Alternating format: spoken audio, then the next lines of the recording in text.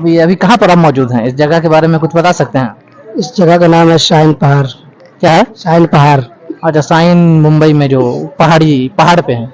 माशाल्लाह, काफी ऊंचाई पे है। जी जी। जी, ऊंची जगह पे चढ़ते हैं तो कौन सी दुआ पढ़ते हैं? जैसे जीना पे, छत पे, तो उस वक्त क्या पढ़नी चाहिए हम लोग मुसलमानों को? इतना मुझे मालूम नहीं है। मैं बताता हूँ कि ऊंची जगह पे जब हम लोग चढ़ेंगे तो अल्लाह अकबर पढ़ेंगे। क्या पढ़ेंगे? अल्लाह अकबर। अल्लाह अकबर पढ़ेंगे।